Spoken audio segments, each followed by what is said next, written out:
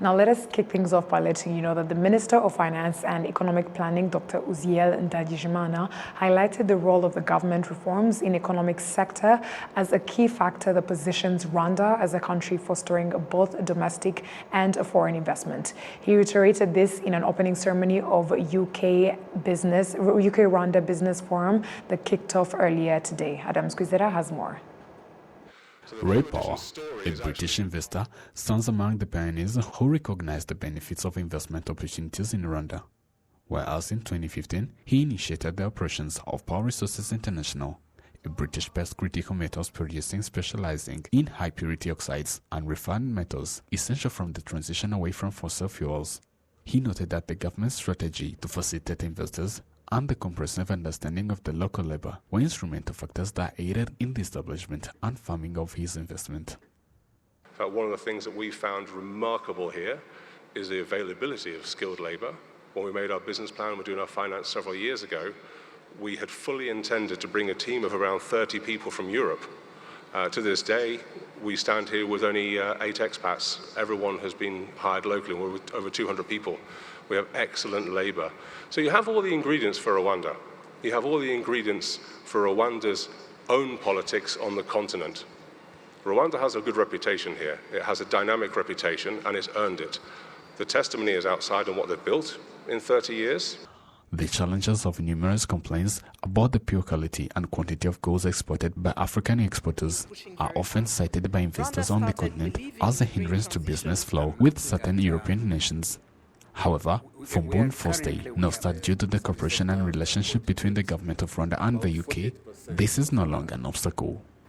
You can imagine when you export goods and an importer brings all sorts of complaints about quality, mold, temperature levels, and you don't have a representative there on the other end. It's really challenging. So those are the challenges we went through maybe about 5 years ago to about 3 years ago. But the interesting thing is that we never experienced that trading with the UK.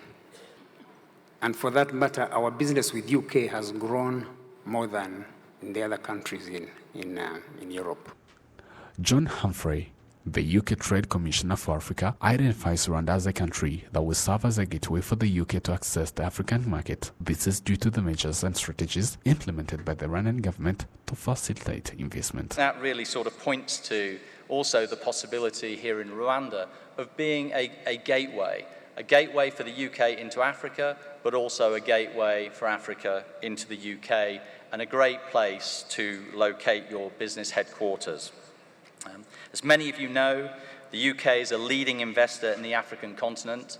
The last UNCTAD World Investment Report said that the UK stock of investment in Africa now is about 65 billion, and is actually the largest investment stock of any of the nations investing in Africa.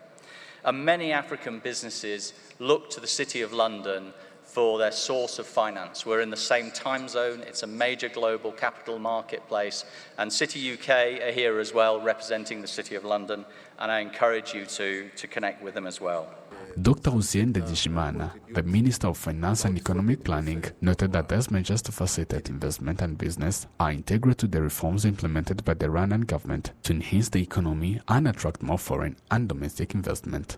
Rwanda has made remarkable reforms in the macroeconomic management, in governance and business environment, making Rwanda one of the easiest places to do business globally.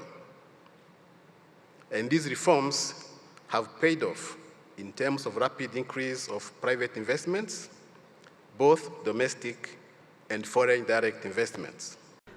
The figures from Rwanda Development Board (RDB) indicate that between 2018 and 2022, investments totaling $870 million were recorded in Rwanda, with a significant portion originating from the European countries, including the UK. Adam Squizera, RTV News.